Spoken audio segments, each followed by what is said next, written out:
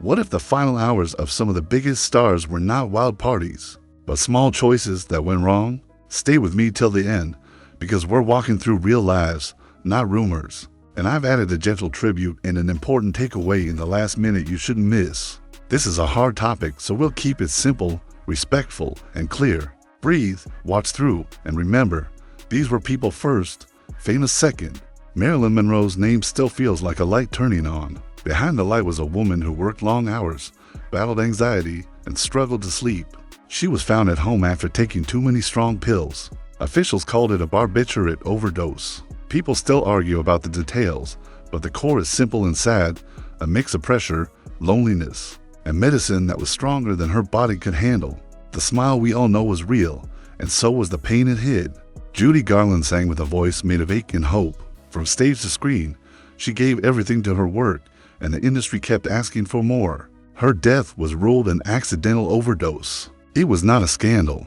It was exhaustion turned into habit, and habit turned into risk. The lesson she leaves is as soft as her best notes. Even the strongest voices need rest, care, and a safe place to fall. John Belushi could fill a room with laughter just by walking into it. He also chased energy with dangerous mixes. A speedball, heroin, and cocaine together took him down in a hotel room. When no one was watching closely enough, the shock still stings because his talent felt endless. He reminds us that a big laugh and a big heart can live next to a big fight, and we should not confuse joy on stage with peace off stage. Chris Farley followed a similar road. A big spirit with a body under attack. He was open about his struggles, and still, the pull was strong. A speedball ended his life too.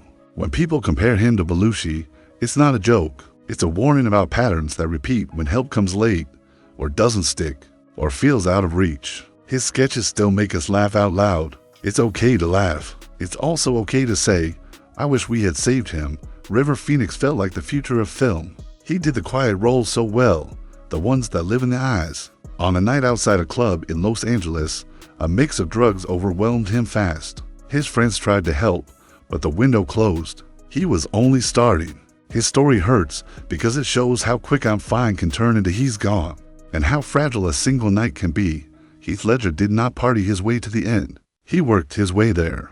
He was not sleeping. He was in pain. He took a mix of prescription pain pills and sleep aids that, together, slowed his body too much. That's an overdose too, even though it happened in a quiet room, not a loud one. The lesson here is simple, not scary. Mixing strong pills can be deadly even when you follow a label, even when you think you're being careful, even when you just want rest. Philip Seymour Hoffman was the actor other actors watched to learn. He had years of sobriety, then a relapse he spoke about honestly. He died from a strong mix that included heroin and other drugs. His death woke up a lot of people who thought it can't be him. It can be anyone. Talent does not protect you from chemistry. Shame does not help you get back up. Open help does. Corey Monteith felt like the nice guy on and off screen. He worked to get clean, and he did, for a while. He went back to using and took heroin with alcohol, a mix that slows the body to far. People who stop for a time lose tolerance. The old usual dose can become the last one. His story is a kind, clear reminder. Relapse needs care, not blame, and timing matters more than pride. Anna Nicole Smith lived a very public life and a very private pain. After a string of losses and injuries, she was taking many prescription medicines at once. Together they shut her down. This is what accidental overdose often looks like. Not a wild moment, but a pile of pills, each one with a job that the body can't carry all at once. It is easy to judge from afar. It is harder to see the spiral from the inside. Brad Renfro's early roles were so strong that people called him a natural. Fame came fast, and the world handed him more temptation than help. He died from a heroin overdose. What many forget is how young he still was, and how thin the net can be around young actors once the press moves on. If you remember him from those first films, let that memory lead with care, not gossip. Dana Plato grew up on TV while trying to grow up in real life. The push and pull was rough. She died from an overdose of prescription pills, and it was ruled as suicide. Her story is not a child star story. It is a human story about what happens when a person's life is watched, but not held, and how pain can hide behind a familiar face. Anissa Jones, who played Buffy on Family Affair, never got the chance to be known as anything else. After the show, she was a teen trying to find her way, and she died from a mix of drugs at a party. The sadness here is deep because it feels so avoidable. It is also a quiet lesson about how endings like this are not about party culture. They're about access without guidance and freedom without anchors. Sky McCole Bertusiak, the little girl from The Patriot and other films, died from an accidental overdose as well. People who knew her spoke about seizures and health issues and stress. That's how real this is. There is no one path, no one type, no one look. This is why compassion matters more than quick takes. Michael K. Williams, so loved for The Wire, and so many layered roles, died from fentanyl mixed with other drugs. His death led to arrests because the supply itself was deadly. This is a new, hard part of the story. Street pills are often not what they look like. Fentanyl shows up where you don't expect it.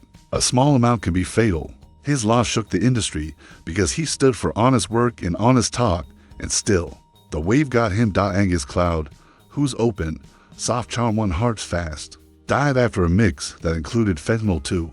He was grieving his father, and the sadness was heavy. Grief can make people reach for anything that turns down the volume. The problem is that some pills don't turn it down, they turn it off. He is mourned by fans who saw kindness in his quiet style and by friends who saw a kid still figuring it out. Amy Winehouse died from alcohol poisoning after a hard fight with addiction. While not an opioid overdose, her end sits in the same circle. A substance that once felt like a friend became a trap. Her voice made pain sound like gold. It also taught a hard truth. Talent does not erase struggle. We owe her the courtesy of talking about help as loudly as we sing her songs. Mac Miller's death also holds a warning we repeat because it matters. He did not set out to die. He bought a pill he thought was safe, and it was cut with fentanyl. People were charged for selling it. His music told on himself in brave ways, and he still did not get the time he needed. If there is one message to pull close, it is this: you cannot test a pill with your eyes. If you use, test strips and naloxone can save lives. If you don't use, know that someone you love might. And your kindness could be their first step toward a safer day. If this tribute gave you something to think about, stay to the very last second, then please like the video, share your thoughts in the comments, and tell us what story you had never heard before. Subscribe so you don't miss our next deep, careful tribute, and share this with someone who needs a kind nudge. Your support helps us keep telling these stories with respect, heart, and hope.